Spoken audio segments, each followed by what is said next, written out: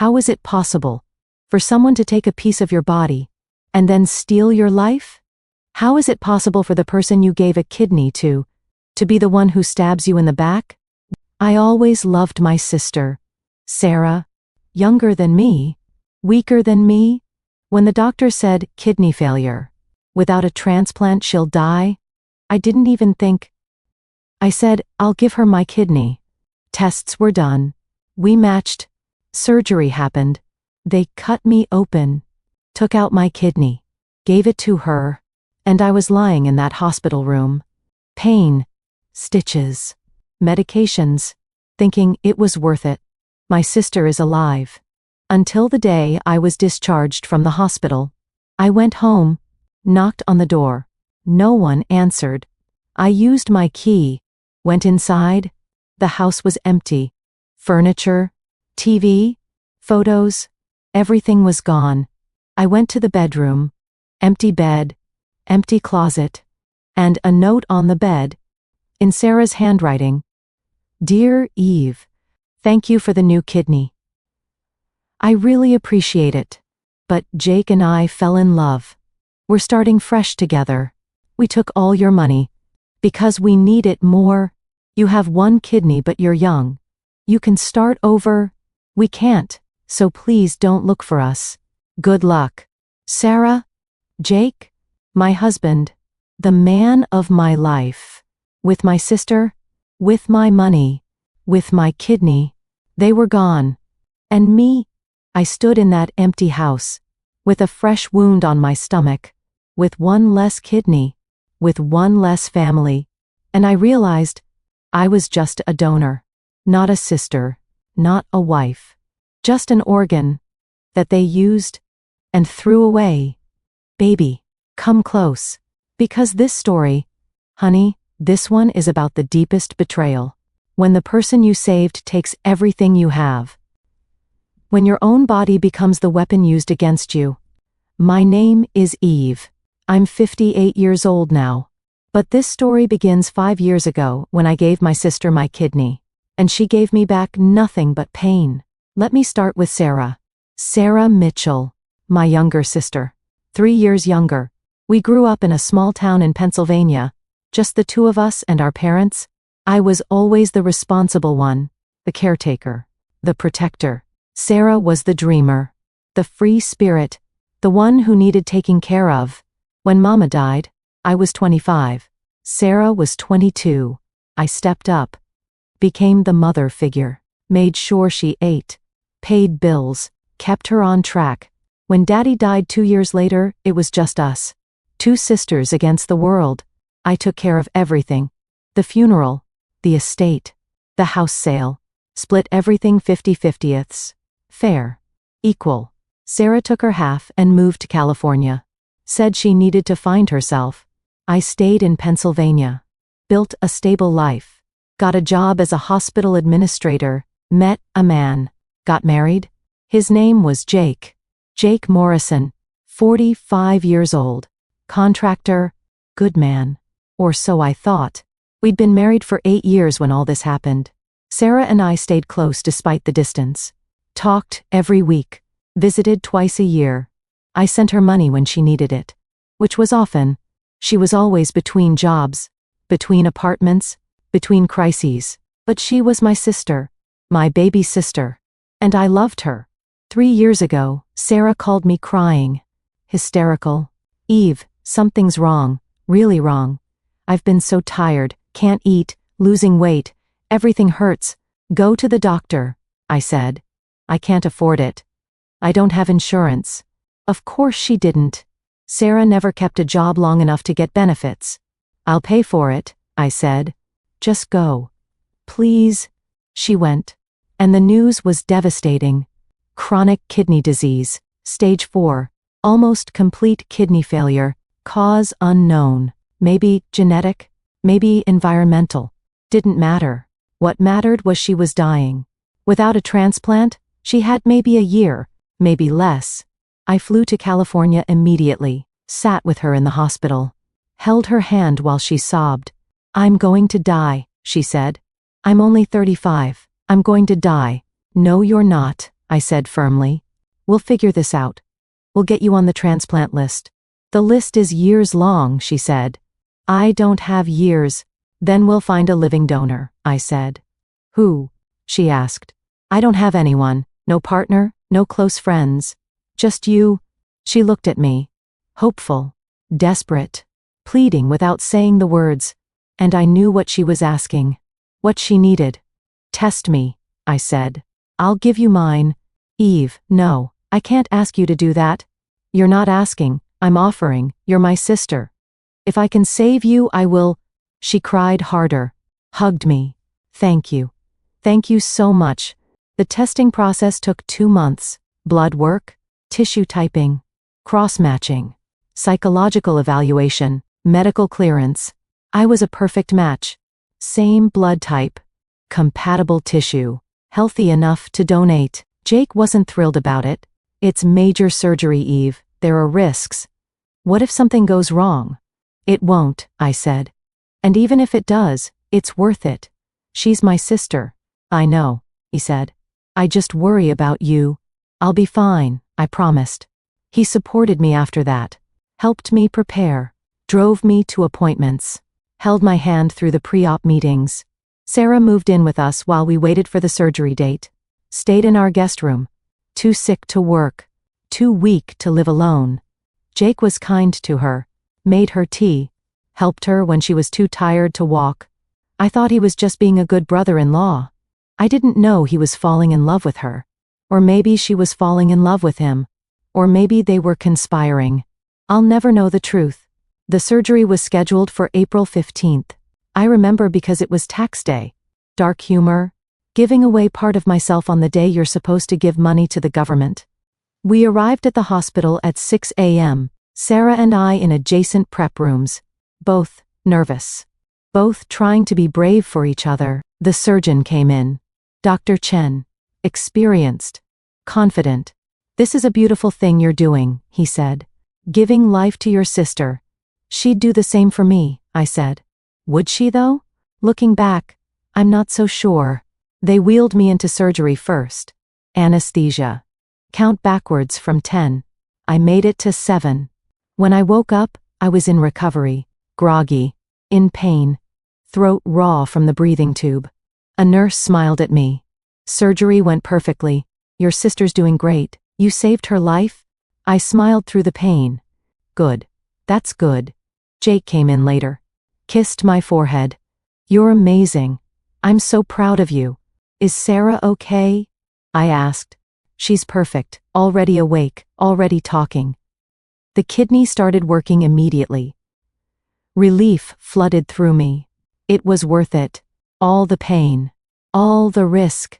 Sarah was going to live. I stayed in the hospital for 5 days. Standard recovery for a donor. Sarah stayed 7. Standard for a recipient. She came to my room every day. Sat with me. Held my hand. Cried grateful tears. I'll never forget this, she said.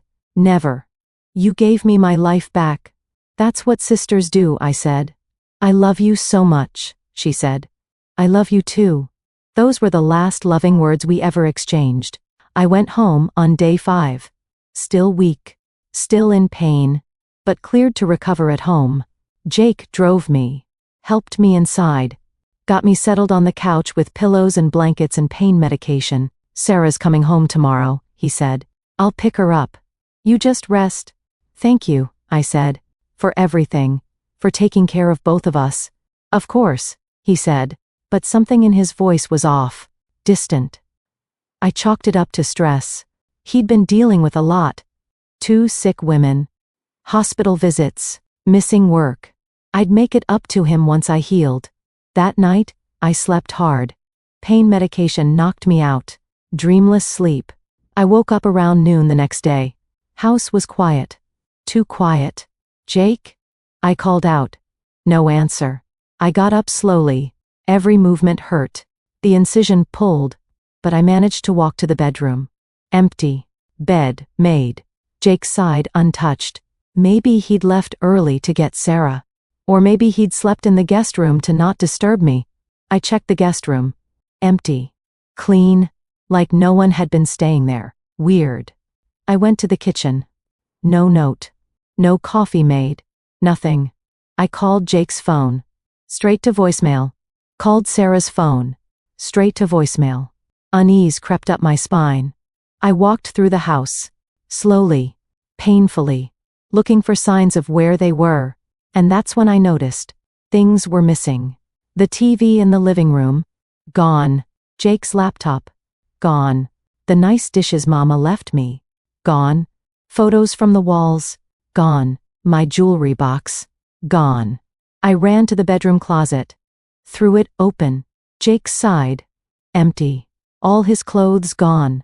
The safe we kept in the back. Open. Empty. My heart started pounding. This wasn't right. This wasn't normal. I checked the bank accounts on my phone. With shaking hands. Dreading what I'd find.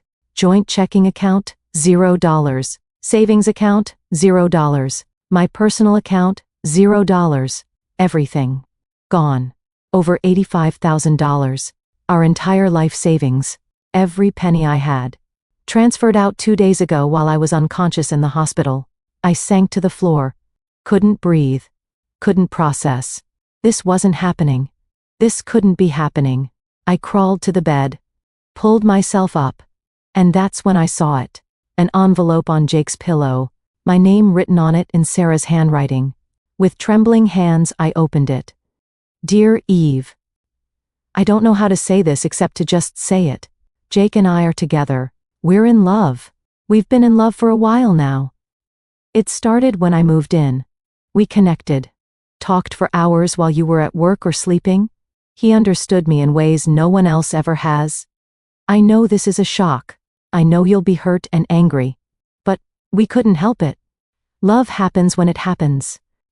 We're starting a new life together. Somewhere far away. A fresh start for both of us. We took the money because we need it. We need to get established. Find a place. Start over. You understand, right? You've always been the strong one. The capable one. You'll bounce back. You always do. And thank you for the kidney. Truly. You saved my life. I'll never forget that. This kidney is precious to me. It's given me a future. A future with Jake. I'm sorry if this hurts you.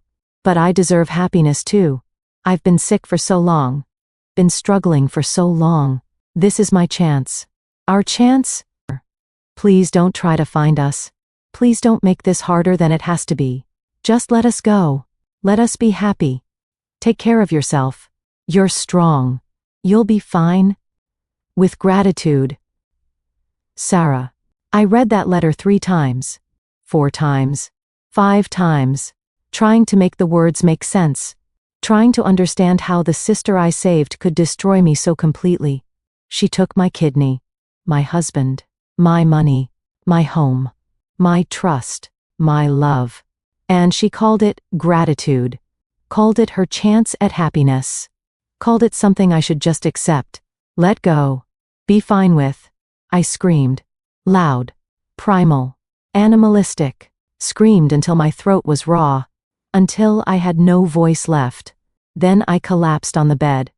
On the empty bed in the empty house. With my fresh surgical wound and my broken heart and my shattered life. And I cried. Cried until I had no tears left. The next few days were a blur. I was still recovering from major surgery. Shouldn't have been alone. Should have had someone taking care of me. But I had no one. Parents dead. Sister gone. Husband gone. Friends? I'd let those relationships fade over the years. Too busy taking care of Sarah. Too focused on my marriage. I was alone. Completely alone. With 1 kidney and no life. I tried to function. Tried to eat. Tried to take my medications. But everything hurt. Not just physically, emotionally, spiritually. How do you recover from surgery when the person you had surgery for destroys you?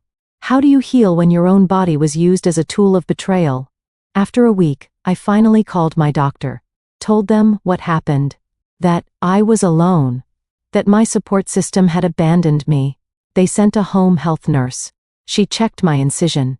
My vitals. My mental state. You need help. she said gently. This is too much to handle alone. I don't have anyone, I said. Then we'll find you someone. Support groups, counseling, resources. She connected me with a therapist, a support group for organ donors, a social worker who helped me file for emergency assistance. Because I had nothing, no money, no job, no way to pay rent or bills or buy food, the bank said there was nothing they could do. Jake was on all the accounts. He had every legal right to withdraw the money. But it was theft, I said. Not legally, they said. It was a joint account. Both parties have access. We can't call it theft. The police said the same thing. It's a civil matter. You'll have to sue him. With what money? I said. He took everything. I'm sorry, they said. And they meant it. But sorry didn't help. I filed for divorce. Filed for bankruptcy. Lost the house. Lost everything. Moved into a tiny studio apartment. Government assisted. The kind of place I'd never imagined I'd live. Went back to work as soon as I could. 6 weeks post-op. Still in pain. Still weak. But had no choice. Started rebuilding, one tiny piece at a time. And started looking for them. For Sarah and Jake. For justice. It took me 2 years to find them. 2 years of hiring investigators when I could afford it. 2 years of searching online. Following leads. Dead ends. False starts. Finally, I found them. Living in Colorado. Under Jake's name. He hadn't even bothered to hide. They'd bought a house. With my money. A nice house in the suburbs. Sarah posted photos on social media. Her and Jake. Smiling. Happy. Living their best life. With my kidney. My money. My husband. I hired a lawyer. Filed a lawsuit. Fraud. Theft. Alienation of affection. The lawyer was honest. This will be hard to win. The money was in a joint account. The kidney was a gift. The affair, Colorado doesn't recognize alienation of affection claims. So I have no recourse. I said, they can just steal my life and face no consequences? You can try, she said. But prepare to lose. And prepare for it to cost you more money you don't have. I tried anyway. Because I needed them to face something. Anything. The lawsuit dragged on for 18 months. Cost me $30,000 I didn't have. Borrowed from a legal aid fund. Put on credit cards. Destroyed my credit. In the end, we settled. Jake agreed to pay me back $25,000. A fraction of what he took. But it was that, or nothing. Sarah didn't pay a cent. Said she had no assets. Everything was in Jake's name. She also sent me a message through the lawyers. I'm not sorry.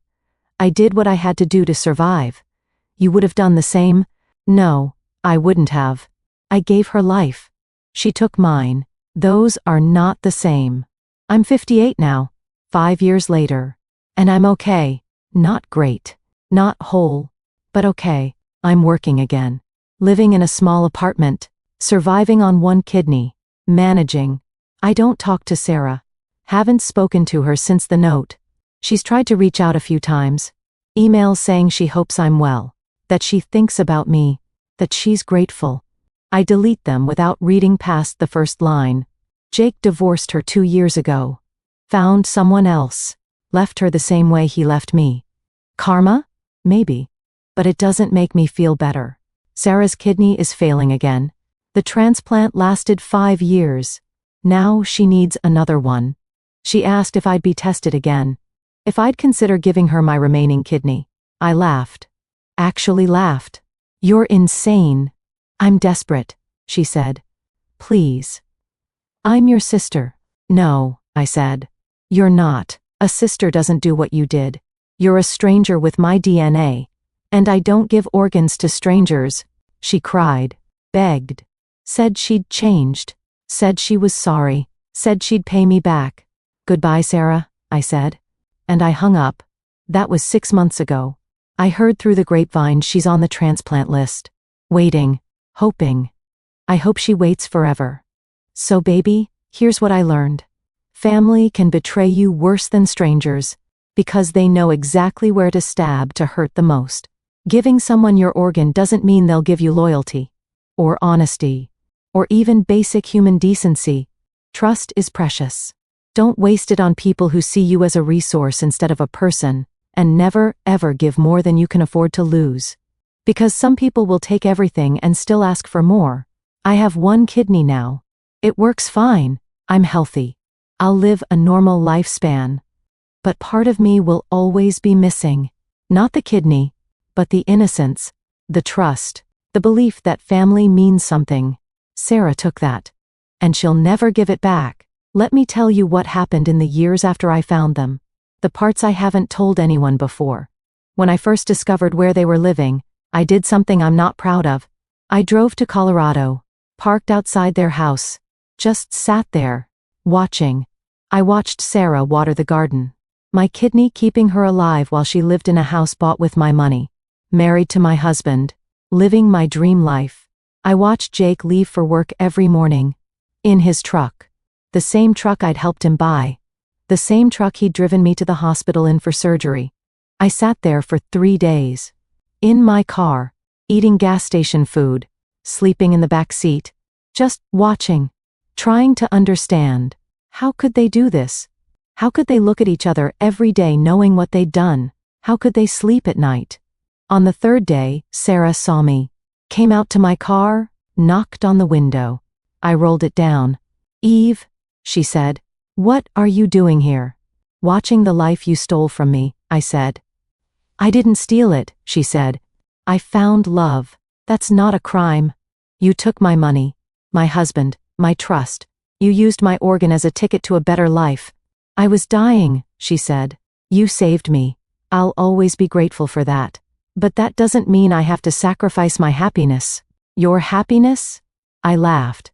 Bitter. "You built your happiness on my destruction. You'll recover," she said. "You're strong, you always have been. I'm not. I needed Jake. I needed the fresh start. You needed my kidney," I finished. "That's all you needed from me.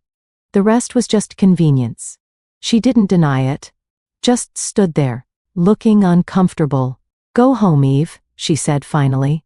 "There's nothing for you here." She was right. There wasn't. So I drove home. 12 hours. Alone with my thoughts and my rage and my broken heart. The lawsuit wasn't just about money. It was about validation, about someone, anyone, saying what they did was wrong. But the legal system doesn't care about morality, only legality. And legally, they'd done nothing wrong. Morally bankrupt. Ethically disgusting. But not illegal. The settlement felt like a slap in the face. $25,000. Not even a third of what they took. And Jake paid it in installments. $500 a month for 50 months. 4 years of payments. 4 years of seeing his name on the check. 4 years of being reminded every single month. I used the money to pay off medical bills, legal fees, the debt I'd accumulated trying to survive. Every check felt like blood money. But I cashed them anyway, because I needed to survive more than I needed pride. My therapist asked me once, "What would closure look like for you?" I thought about it for a long time. I want her kidney to fail. I want her to feel what I felt. Abandoned, betrayed, dying slowly with no one to save her. "That's not closure," my therapist said gently. "That's revenge. And revenge doesn't heal you. Then what does?" I asked. Accepting that some people are fundamentally broken. That what happened wasn't about you. It was about them, their brokenness, their selfishness, their inability to love without taking. So I just accept it? Accept that they destroyed me and face no real consequences? "No," she said. "You accept that you can't control their consequences. You can only control your healing." It took me years to understand what she meant. Years of therapy, years of rage, years of grief. But eventually, I got there. To acceptance. Not forgiveness, never forgiveness, but acceptance. I joined a support group for organ donors, specifically for donors who'd been betrayed or exploited after donation. Turns out, I wasn't alone. Turns out this happens more than people think. One woman donated a kidney to her boyfriend. He broke up with her 3 months later. Said he didn't feel the same anymore. That the donation changed the dynamic, made him feel obligated. One man donated part of his liver to his brother. His brother sued him a year later, claimed the surgery was botched, that the organ was defective, wanted compensation for pain and suffering. One non-binary person donated bone marrow to their partner. The partner left them for someone else. Took their dog, their savings, everything. Said the donation didn't mean they owed them loyalty. So many stories, so much pain, so much regret. Do you regret it? Someone asked me during a meeting. Donating to Sarah? I thought about it. Every day, I regret trusting her, regret believing she'd value what I gave her. But the kidney itself? No, because at the time, I thought I was saving my sister. That person deserved saving. The person she actually was? She didn't. Would you donate again? If you had to make the choice knowing how it ended? No, I said without hesitation. Never. Not to her. Not to anyone who I wasn't absolutely certain valued me as a person, not just a resource. Jake reached out to me a year after the settlement. Said he wanted to talk. To apologize. To explain. I agreed. Met him at a coffee shop. Neutral territory. Public place. He looked older. Grayer. Tired. Eve, I'm so sorry. For everything. I was weak, selfish. I let Sarah manipulate me. Sarah manipulated you? I said. That's your story? She came on to me, he said. Started flirting, touching, saying things about how you didn't appreciate me, how she'd treat me better. I tried to resist, but you didn't, I finished. No, he admitted. I didn't. And I'm sorry, I destroyed our marriage, our life, your trust. For what? For a woman who left me the same way we left you. She left you? 2 years ago, he said. Met someone else, said I was boring, that I didn't excite her anymore, that she deserved better. I almost laughed. Karma. Yeah, he said. Karma. And I deserve it, but I wanted you to know. I'm sorry, truly. What we did to you was unforgivable. I know that, but I'm saying it anyway. I'm sorry. Okay, I said. Okay, he said. That's it? What do you want me to say, Jake? Thank you for the apology? I forgive you? I don't. I won't. You took 8 years of my life, my money, my trust, my kidney by proxy. And you're sorry. Great. Doesn't change anything? I know, he said quietly. I wanted you to know I regret it. Every day. I regret it. Good, I said. Live with that. I left. Didn't look back. Didn't need to. That chapter was closed. Sarah contacted me when her kidney started failing again. Desperate. Pleading. I know I don't deserve to ask, but please, get tested, see if you're still a match, I'll do anything. Pay you, sign a contract, whatever you want. I have 1 kidney left, I said. You think I'm giving you that? So you can live while I die on dialysis? They can do dialysis now, she said. You'd survive. And I could finally make things right. Finally pay you back. With what? I said. You have nothing. Jake took everything from you like you took everything from me. You're broken, alone. And you think I owe you my last kidney? You're my sister, she said. No, I said. I was your sister, past tense. That girl died on the operating table. The girl who woke up? She learned not to trust people who use family as a weapon. Please, she begged. I'm dying. Then die, I said. And I hung up. Cold? Maybe. But honey, I'd given her everything once. And she'd thrown it away like trash. I wasn't making that mistake twice. 6 months after that call, I got a message from a mutual acquaintance. Sarah had found a donor. Someone on the transplant list. A deceased donor. She'd survived. Again. Without me. Without my help. Part of me was relieved. Despite everything, I didn't actually want her dead. Just out of my life. Another part of me was angry. Angry that she got to survive. Got to move on. Got to live while I was still picking up pieces. But mostly I felt nothing. She was a stranger now. Her survival or death didn't affect me anymore. That's real healing, baby. Not forgiveness. Not reconciliation. Just indifference. I'm dating again now. carefully, slowly, with walls up that may never fully come down. His name is Marcus, 52 years old, divorced, has a daughter in college, works as an accountant, steady, boring, predictable, everything Jake wasn't. I told him my story on our third date. All of it. The kidney, the betrayal, the aftermath. He listened, didn't interrupt, didn't judge, just listened. When I finished, he said, "That's the most horrible thing I've ever heard. And you're incredibly strong for surviving it." "I didn't have a choice," I said. "You did," he said. "You could have given up, stopped fighting, let them destroy you completely. But you didn't. You rebuilt. That's strength. We've been together 2 years now. It's good. Not perfect. I still have trust issues. Still check his phone sometimes. Still ask too many questions. But he's patient, consistent, shows up, proves himself every day. And slowly I'm learning to trust again. Not blindly. Never blindly. But intentionally. I had my remaining kidney checked last month. Annual scan. Making sure it's healthy. Working properly. Handling the load of 2 kidneys worth of work. It's fine. Functioning at 95%. Better than most people with 2 kidneys. "You're lucky," the doctor said. "Some single kidney patients struggle. But you're thriving." Lucky. That's one word for it. I prefer resilient. Stubborn. Refusing to let Sarah's betrayal kill me slowly. This kidney is mine. The only one I have left.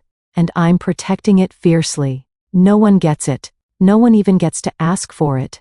This one's mine, until the day I die. I think about Sarah sometimes. Wonder if she thinks about me. If she regrets what she did. If she's learned anything. Probably not. People like Sarah don't change. They just find new victims, new resources, new people to exploit. Her new kidney will probably last another 5 to 10 years. Then she'll need another one. And another one. And she'll probably find someone else to give it to her. Because she's good at that. At making people feel obligated.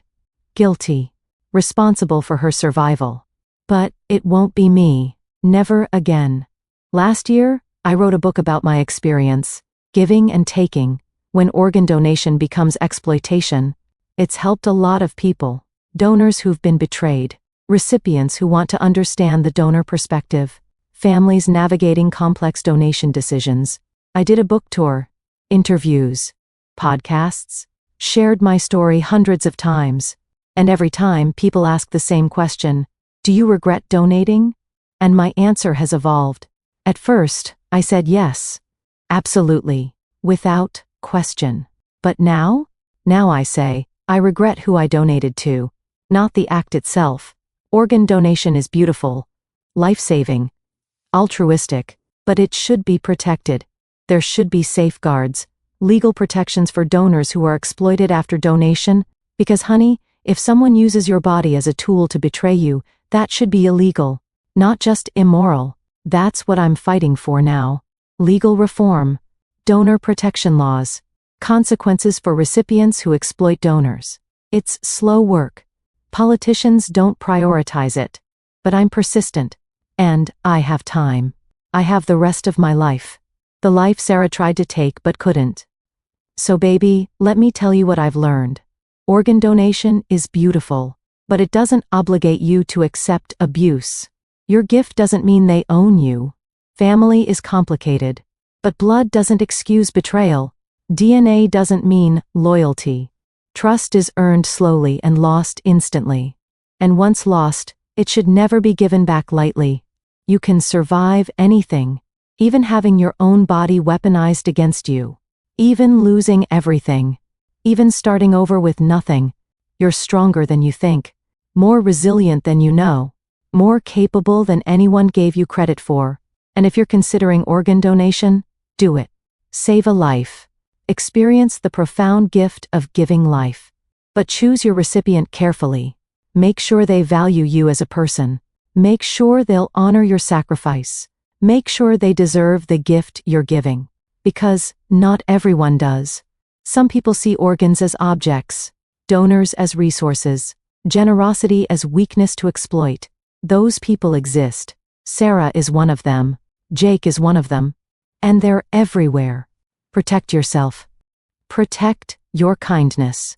Protect your gifts.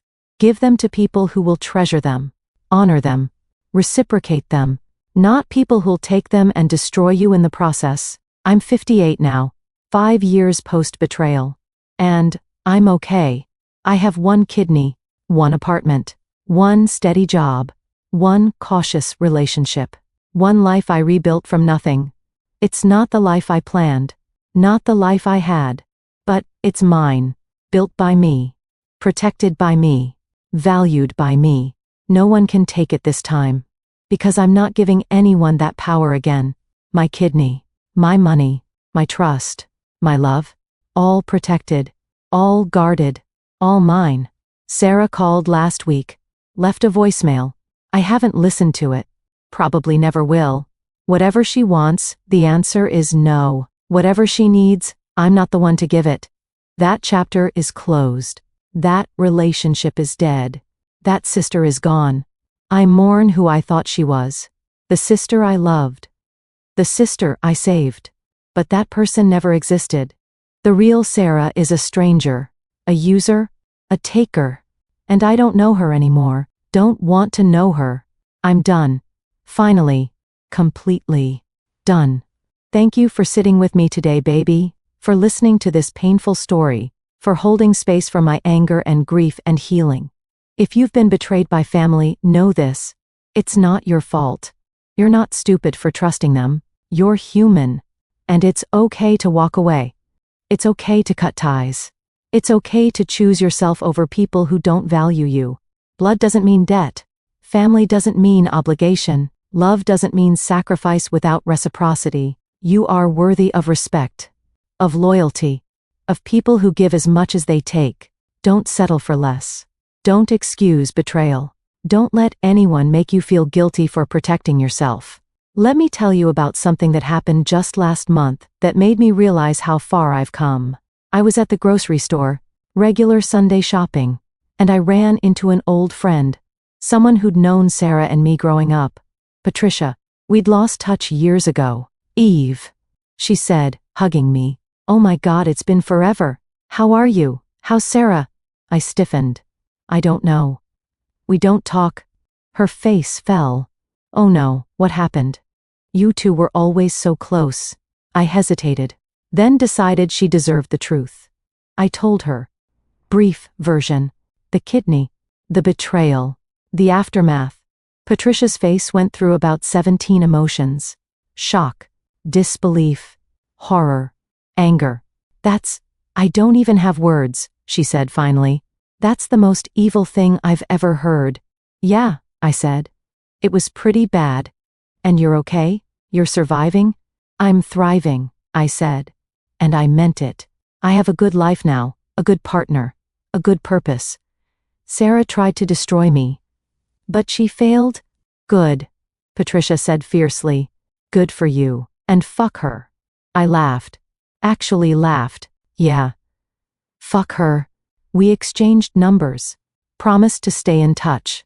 Actually meant it this time. As I drove home, I realized something. I'd told that story without crying, without rage, without falling apart, just facts, with distance, with perspective. That's healing, baby. Not forgetting, not forgiving, but moving on, living beyond the trauma instead of inside it. My therapist says I have post-traumatic growth. That's a real thing apparently, where trauma doesn't just damage you, but also transforms you into someone stronger, more aware, more resilient. I see it in myself now, in ways I couldn't before. I'm more careful about who I let close, but also more open with people who earn it. I'm more protective of my boundaries, but also more generous within those boundaries. I'm more skeptical of people's motives, but also more trusting of my own instincts. Sarah broke me, but the breaking made space for rebuilding. And I rebuilt myself better, stronger, wiser.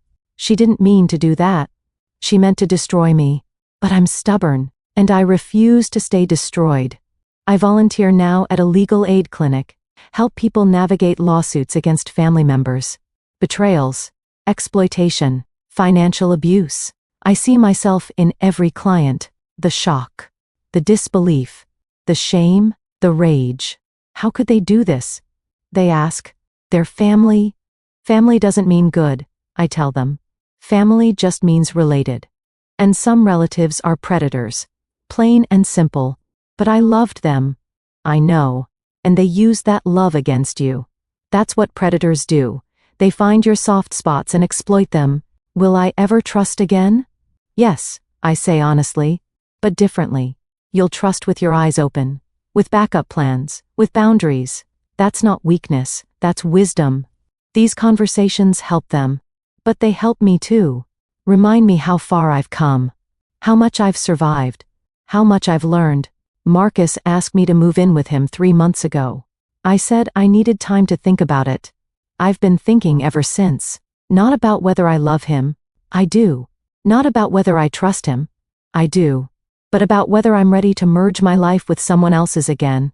Last time I did that, I lost everything. My home. My money. My kidney. My faith in family. Can I risk that again? Can I make myself vulnerable again? Can I share my space, my life, my resources with someone who could theoretically take it all and disappear? My therapist says that's normal. That's caution. That's self-protection. But it's also fear. And fear, unchecked, becomes a prison. You can protect yourself without isolating yourself, she said. You can be smart without being closed off. You can have boundaries without having walls. She's right. I know she's right. But knowing and doing are different things. I said yes to Marcus last week, not to moving in, but to taking the next step, to trying, to being brave again. We're looking at places together, somewhere new, somewhere that's not his or mine, but ours. Fresh start. Clean slate. I'm terrified, but also excited, because this is what healing looks like. Not forgetting the past, but not letting it control the future either. Sarah tried to make me afraid of love, of trust, of family, of giving, and for a while, she succeeded. But not anymore. I'm done letting her ghost control my choices. I'm done living small because she made me feel insignificant. I'm taking my life back. All of it. The scary parts, the vulnerable parts, the parts that require trust and faith and hope.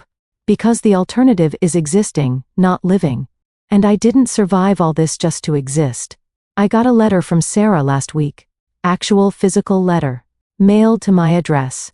Don't know how she got it. Don't care. I held it for 3 days. Debating. Should I read it? Burn it?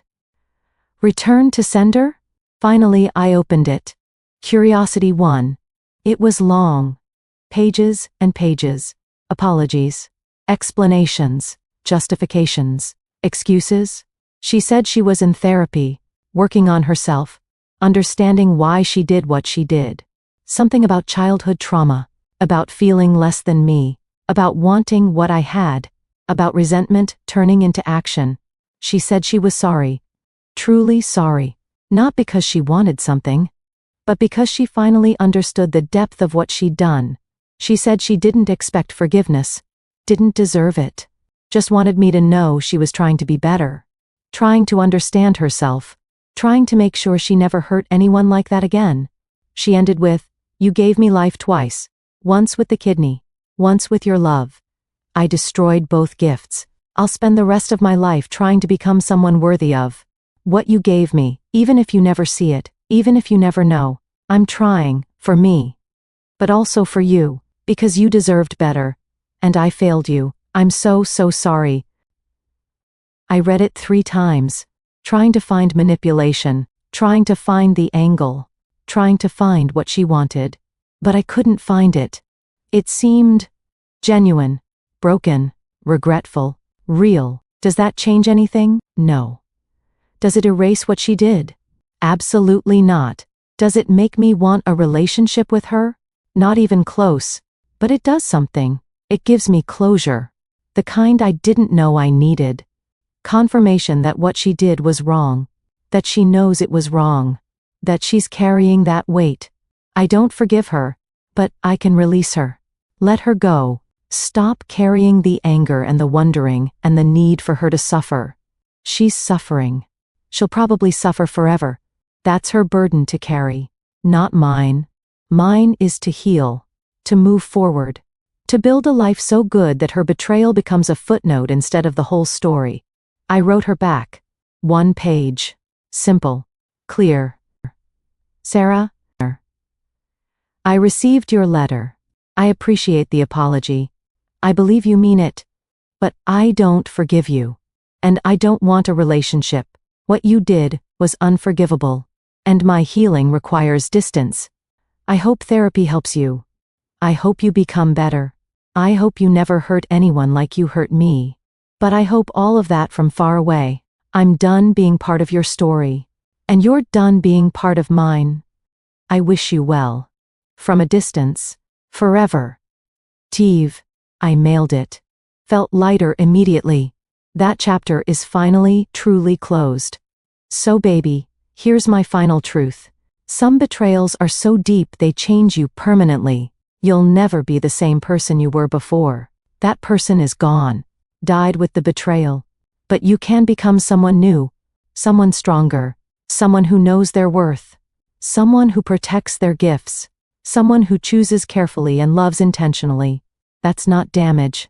That's evolution. Painful evolution. But evolution nonetheless. Don't let your betrayer make you bitter. Don't let them close your heart. Don't let them win by making you small and scared and closed off. Heal. Grow. Open again. But smarter this time. With boundaries. With awareness. With self-protection that doesn't become self-isolation. You can love again. You can trust again. You can give again. Just not to people who've proven they'll take everything and give nothing. Choose wisely. Love carefully. Give intentionally. But don't stop giving. Don't stop loving. Don't stop opening your heart. Because that's how they win. By making you as cold and closed as they are. Don't let them. Don't give them that power. I'm 58 now. 5 years post-kidney. 5 years post-betrayal. 5 years into healing. And I'm happy. Really, truly happy. Not perfect. Not without scars. But happy. I have 1 kidney that works perfectly. 1 partner who loves me imperfectly but honestly. 1 life that's smaller than I planned, but richer than I expected. Sarah didn't destroy me. She tried. But she failed. And I won. Not by getting revenge. Not by making her suffer. But by surviving. By thriving. By refusing to let her theft define my worth. I am more than what was taken from me. I am more than my kidney. More than my money. More than my broken marriage. More than my betrayed trust. I am a survivor. A fighter. A rebuilder. A believer in second chances for myself, even when I won't give them to others. That's enough. I'm enough. And you're enough too. Whatever was taken from you. Whatever was stolen. Whatever was destroyed. You're still here. Still standing. Still worth everything. Don't forget that. Don't let anyone make you forget that. Not family. Not partners. Not betrayers who try to make you feel like you deserved what they did. You didn't deserve it. You were just unlucky enough to love someone who didn't know how to love back without destroying. But that says nothing about you. And everything about them. Thank you for sitting with me today, baby. For holding space for my story. For witnessing my pain and my healing and my growth. You are loved. You are valuable. You are worthy of people who honor your gifts instead of exploiting them. Don't settle. Don't accept betrayal as normal. Don't let anyone make you feel guilty for protecting yourself. You deserve better. And better exists. I promise. God bless you, honey. This is Eve. 1 kidney. Whole heart. Unbreakable spirit. And I'll see you next time.